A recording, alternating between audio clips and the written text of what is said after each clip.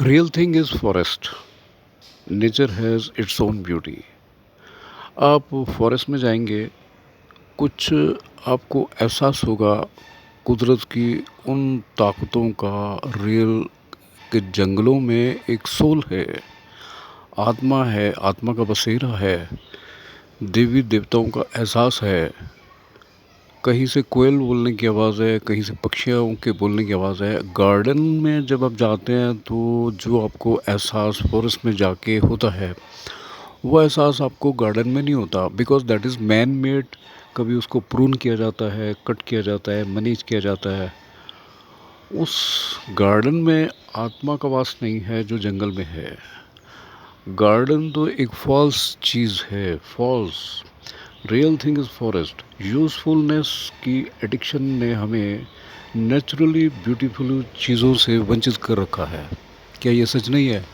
मैं अपने घर के बाहर इस मनी प्लांट की गहराइयाँ और मनी प्लांट के अपने तौर तरीके से वाकिफ़ हूँ, और इसको एहसास कर कर के, इसको देख देख के मैं बहुत सुख पाता हूँ। आपको भी वो सुख का अगर एहसास होता है तो आप ज़रा इस पे नज़र लगाइए।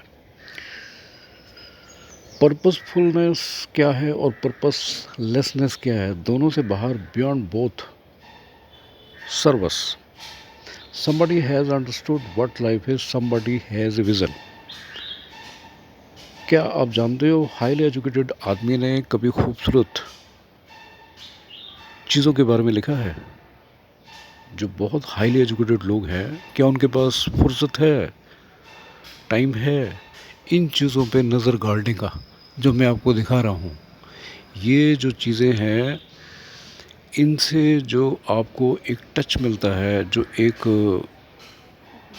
एहसास होता है, जो एक फीलिंग आती है, जो एक इमोशनल टच है आपके अंदर, इसको देखने के बाद उसको ज़रा आप एहसास करने की कोशिश करिए। क्या आपने कभी समय निकाला है कि एंजॉय करें पोइट्री का, कि एंजॉय करें जंगलों का, कि एंजॉय करें डांस का, ट्विस्ट का, कि एंजॉय करें किसी को बुला के उसके साथ बैठने का, कि एंजॉय करें किसी को एम्ब्रेस करने का, कि एंजॉय करें किसी को टच करने का? क्या ये सब फालतू में है क्या? अगर ये सब फालतू में हुआ होता तो स्ट्रेस ख़त्म कैसे होता? अगर कोई ये मानता है कि ये तो सब बोगस चीज़ें हैं, डांस करना, पुराने गाने सुनना, सी एच आत्मा के गाने सुनना, के एल सहगल के गाने सुनना, या सुरेंद्र कौर के गाने सुनना, और सुरेंद्र कौर और प्रकाश कौर के गाने सुनना, ये अगर सब बेकार होता, यूज़लेस होता, तो आज कितने बरसों के बाद भी उनको सुनने के बाद स्ट्रेस चला ना जाता। स्ट्रेस तो ख़त्म हो जाता है उनको सुन के। ओशो का ख्याल है deeper into the mystery of life, reality, existence, और फिर कभी पूरी तरह सेटिस्फाइड ना होना, सब जानकर भी।